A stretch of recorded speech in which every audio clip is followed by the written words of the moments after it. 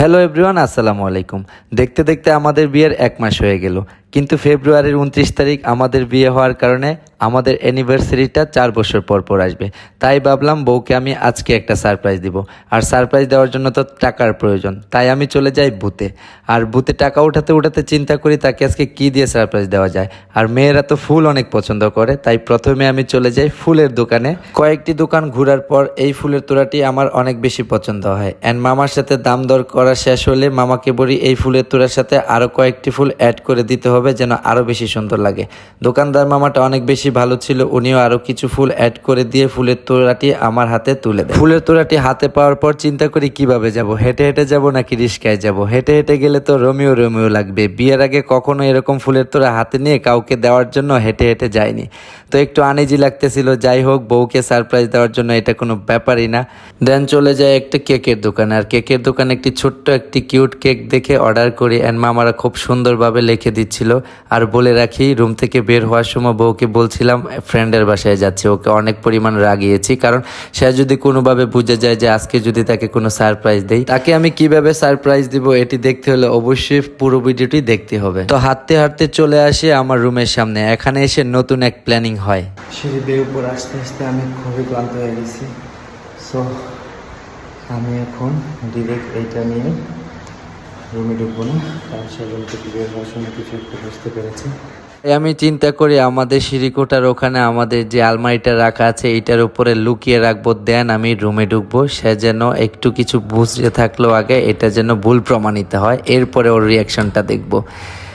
তো দরজা ধাক্কাচ্ছিলাম, সে অলরেডি দরজা খুলে দেখেন একদম মোড অফ করে চলে গেছে। অন্য সময় রুমে ঢুকলে দাঁড়িয়ে থাকে, আর আজকে দরজা লাগিয়ে চলে গেছে। তো জিজ্ঞেস করতেছিল আমি কোথায় গিয়েছি, বললাম ফ্রেন্ডের ওখানে গিয়েছি। এমন একটা ভাব নিচ্ছিলাম যেমন চিল করে আসছে, আর সে তো রেগে মেগে ফায়ার। তাই তাকে বলি চলো তোমাকে নিয়ে এখন যাব, আসলে ভুল হয়েছে, তোমাকে নেওয়াটাই দরকার ছিল। তো এটা বলে তাকে রেডি করছিলাম, আসলে আমার উদ্দেশ্য ছিল অন্যটা। তো সে সাজতে সাজতে প্ল্যানিং, এগুলো কিন্তু আগে কোনো প্ল্যানিং করা ছিল না, ইনস্ট্যান্ট প্ল্যানিং। তো আমি সাথে সাথে চলে যাই হচ্ছে ওই সিঁড়িকোটায়, যেন সে ওইদিকে সাজতে সাজতে আমি লুকিয়ে লুকিয়ে আমাদের এই আলমারির উপর থেকে এই গিফটগুলো যেন তাকে দিতে পারি, অ্যান্ড সে যেন চমকে যায়। তো দেখা যাক আসলে কি সে চমকায় কি না।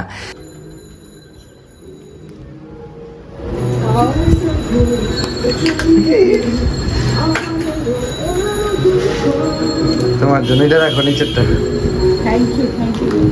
সে আসলে এগুলো দেখে কি এক্সপ্রেশন দিবে এটাই বুঝতেছিল না, কারণ এরকম সারপ্রাইজ আমি তাকে কখনোই দেইনি। সে এত পরিমাণে খুশি হয়েছিল যে রিজার্ভ হয়ে গেছিল, তার মুখটুক লাল হয়ে গিয়েছে। তো আমি সেটা বুঝতে পেরেছি। মনে হয় আমার এই সারপ্রাইজে জ্ঞান হারা হয়ে গিয়েছিল। তো একটু পরে তার জ্ঞান ফিরে আসে, তার অনুভূতি প্রকাশ করতে থাকে। সারপ্রাইজটা কেমন হলো? অনেক অনেক অনেক thank you. I love you. তুমি কি বুঝতে পারছো? আরে বাবা, আই লাভ ইউ টু। আসলে অল্পতে মানুষ এত খুশি হতে পারে তাকে দেখেই বোঝা যায়। তোর কারণে হাজার বছর জন্ম আমি নেব এই পৃথিবীর সবটুকু। যাক, আমার সারপ্রাইজে বউ তো অনেক খুশি। তাই বউ বললো তুমি যখন আমাকে সারপ্রাইজ দিয়েছো অবশ্যই তোমাকে আজকে আমি ট্রিট দিব। তাই রুম থেকে ফুলের তোড়াটি আর কেকটি নিয়ে চলে আসি কেএফসিতে। বউ নাকি ভরপুর ট্রিট দিবে। আমি বলছিলাম ভরপুর ট্রিটের প্রয়োজন নেই, কারণ ইফতারির পরে বেশি কিছু খাওয়া যায় না। আর এদিকে আমরা খাবারের জন্য অপেক্ষা করছিলাম, আর কিছুক্ষণ পরেই আমাদের খাবার চলে আসে। আর আমার বউর তো কেএফসি হলে আর কিছুই লাগে না, তার পছন্দের তালিকায় আছে কেএফসি, ফুচকা আর কোন আইসক্রিম। এগুলো হলে সে দুনিয়ার সব কষ্টই ভুলে যায়। তো এদিক দিয়ে আমি এই কেকটা বের করছিলাম যেন আমরা খুব সুন্দরভাবে এই ফটোশ্যুট করতে পারি। আর কেক বের করে দেখে আমাদের কাছে কোনো লাইটার নেই, তাই লাইটার এক মামার কাছ থেকে নিয়ে আসি, কারণ লাইটার ছাড়া তার ক্যান্ডেল জ্বালানো যাবে না।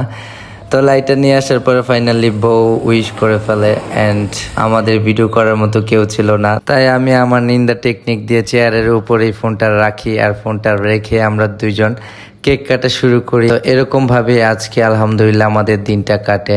আমি তাকে এরকম একটা সারপ্রাইজ দিয়ে আসলে তার খুশি দেখে আমিও নিজে অনেক বেশি খুশি। আমরা যদিও চাকরিজীবী, তাই আমরা দিনের বেলা বের হইতে পারি না, আমরা রাতের বেলা একটু বের হই।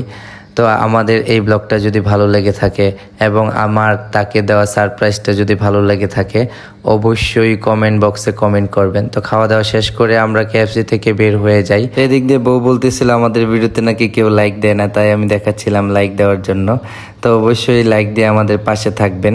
অ্যান্ড আমাদের এই টোনাটুনির জার্নিতে সবাই আমাদেরকে সাপোর্ট করবেন। Thank you so much. এই ছিল আজকের ব্লগ, এই ছিল আমাদের আজকের 1 month anniversary. Thank you so much সবাই। আরে দাঁড়ান যান কোথায় যায় না, এদিকে দেখেন বউ আবার ওই যে পাশে এক ফুচকা মামা বসে আছে, ওই ফুচকার দোকান দেখে তার মাথা নষ্ট।